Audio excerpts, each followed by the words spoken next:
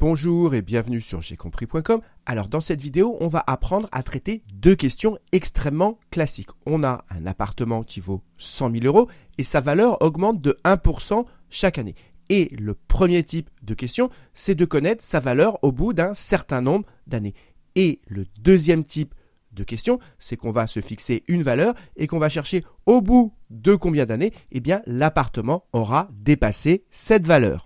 Avant de vous laisser chercher, je vous rappelle que pour programmer en Python, rien besoin d'installer. Il vous suffit d'aller sur le site j'aicompris.com, vous cliquez ici sur Python et regardez, vous pouvez directement taper votre code ici.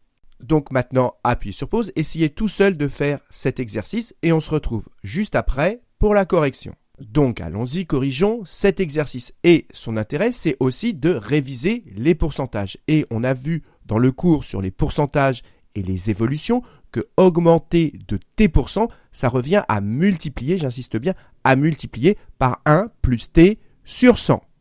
Et comme ici, on a une augmentation de 1%, augmenter de 1%, ça revient à multiplier par 1 plus, ici t, ça correspond à 1, par 1 sur 100. Et maintenant, 1 sur 100, on va le calculer à part. 1 divisé par 100, ça fait 0,01. Et donc 1 plus 1 sur 100, ça fait tout simplement 1 plus 0,01, c'est-à-dire 1,01. Et donc ça veut dire que augmenter de 1%, ça revient à multiplier par ceci 1,01. Et donc pour connaître la valeur de l'appartement au bout de 10 ans, on va prendre la valeur initiale et chaque année comme ça augmente de 1%, eh bien ça veut dire que chaque année on va multiplier par 1,01. Et donc ça veut dire qu'on va multiplier par ceci 10 fois. Et donc maintenant, comme on sait combien de fois à l'avance on va répéter la multiplication par 1,01, quand on sait combien de fois à l'avance on va faire la boucle, on va répéter les instructions, on pense à utiliser un for. Donc, retenez bien que quand on sait à l'avance combien de fois on va répéter des instructions, eh bien, on pense à utiliser un for, une instruction for. Et donc, la boucle avec for, elle se présente comme ceci. For i, on aurait pu l'appeler autrement, in range. Alors, la première année, on va commencer à 1, on aurait pu commencer à 0. Moi, j'ai décidé de commencer à 1. Et la dernière année, ici, elle est exclue. Et donc, si on veut que ça tourne 10 fois, on écrit de 1 à 11 parce que le 11, il est exclu. Et donc, i va prendre toutes les valeurs entières de 1 à 11 exclus, c'est-à-dire de 1 à 10. Donc, allons-y, je tape for i, in, range, de 1 à 11, et surtout, j'oublie pas les deux points. Et maintenant, comment on va faire pour multiplier par 1,01 ? Eh bien déjà, il va falloir donner une valeur au départ. Et donc ici, je commence par donner la valeur de l'appartement. Et donc, comme c'est une valeur, je vais l'appeler V, ma variable, et je la mets à 100 000. Et donc, chaque année, ma valeur de l'appartement, elle va être multipliée par 1,01. Et ce résultat, il faut le remettre dans la nouvelle valeur de l'appartement. Et donc, on écrit V est égal à V que multiplie 1,01. Ce n'est pas une égalité mathématique, ça veut dire qu'on prend V, on le multiplie par ceci, et le résultat, on le remet dans V. Donc, j'insiste bien, ce n'est pas une égalité mathématique. Donc, allons-y, je tape mon code. Regardez, ici, j'ai appuyé sur Enter et mon curseur, il est décalé par rapport au for. C'est normal parce que quand vous avez une boucle, un for, un while, etc., eh bien, les instructions qui dépendent du for, elles doivent être décalées d'un cran vers la droite. On dit qu'elles doivent être indentées. Donc, maintenant, on va taper le code. On va mettre V égale V que multiplie. Et attention, n'écrivez pas 1,01 avec une virgule comme ceci, parce que en Python, les nombres décimaux, on utilise un point. Et pour bien comprendre ce qui se passe, à l'intérieur de ma boucle, je vais ajouter une instruction print qui me permet d'afficher ici la valeur de i et la valeur de v, donc la valeur de l'appartement, progressivement chaque année. Et maintenant, je lance mon programme et voilà ce qu'il affiche. Donc, par exemple, ici, sur la première ligne, vous avez la valeur de l'appartement la première année, c'est bien 101 000 euros, puisque l'appartement a augmenté de 1%. 1% de 100 000, ça fait 1 000 euros, qui viennent s'ajouter aux 100 000, ça fait bien 101 000 euros. Et donc ici, vous avez la valeur de l'appartement progressivement chaque année. Et donc la 10e année, voilà la valeur de l'appartement.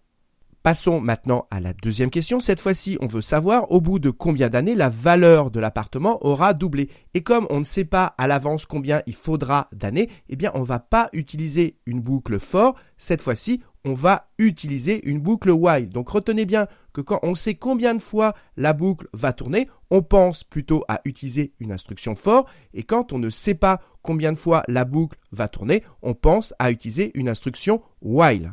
Et comment fonctionne une instruction while? Déjà, while, ça veut dire tant que une condition est remplie, on n'oublie pas les deux points et les instructions qui sont là sont exécutées. Donc nous, on va modifier notre code et on va mettre quoi?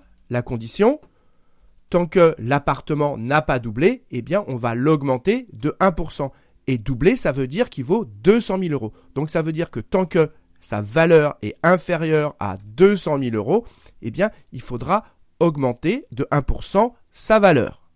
Mais le problème, c'est que le i qui était dans notre range, qui correspondait au nombre d'années et qui apparaît encore dans le print, il n'est pas géré par le while. Et donc, ça sera à nous de le gérer. Et donc, à chaque fois qu'on va rentrer dans la boucle, ça veut dire qu'on augmente d'un an. Et donc, on va écrire que i égale i plus 1. Ça veut dire quoi? Ça veut dire qu'on prend i, on l'augmente d'un et le résultat, on le remet dans i. Et donc, il faut créer la valeur initiale pour i. Et donc, au départ, on commence à i égale 0. Donc voilà, ici vous avez la valeur initiale de l'appartement l'année 0. Tant que la valeur est inférieure à 200 000 euros, c'est-à-dire tant qu'il n'a pas doublé, eh bien on augmente l'année de 1, on multiplie la valeur par 1,01 et on affiche la valeur de i et la valeur de l'appartement progressivement. Donc on va lancer notre programme et regardez ce qu'on obtient. Eh bien c'est qu'au bout de 70 ans qu'on a dépassé 200 000 euros. À 69 ans, on n'a pas encore doublé et c'est uniquement à partir de la 70e année que l'appartement aura doublé. Donc voilà, cet exercice est maintenant terminé. Alors qu'est-ce qu'il faut retenir? Première chose à retenir, c'est de savoir traduire une augmentation en pourcentage. Retenez que ça se traduit par une multiplication. Deuxième chose à retenir, c'est que quand vous savez combien de fois à l'avance votre boucle va tourner, ici 10 fois, eh bien on pense à utiliser un for. Au passage, on peut toujours remplacer un for par un while, mais ici c'est plus simple d'utiliser un for. Et dernière chose à retenir, c'est que quand vous ne savez pas justement combien de fois votre boucle va tourner, eh bien pensez à utiliser un while. Je voudrais rajouter encore une chose, quand on vous demande au bout de combien d'années sa valeur aura doublé, en fait c'est ce qu'on appelle un algorithme de seuil. Le seuil ici c'est le fait qu'il est doublé, on cherche quand est-ce qu'il aura dépassé ce seuil de doublé et donc c'est ce qu'on appelle un algorithme de seuil. C'est important de connaître le vocabulaire. Donc voilà, cette vidéo est maintenant terminée. Alors si vous avez eu du mal à écrire ces programmes, ce que je vous conseille très fortement, c'est cette fois-ci de les réécrire seuls sans regarder la correction pour être sûr de les maîtriser parfaitement parce que ce sont des programmes extrêmement classiques. Et comme d'habitude, si vous avez apprécié cette vidéo, n'hésitez pas à la partager et à la liker.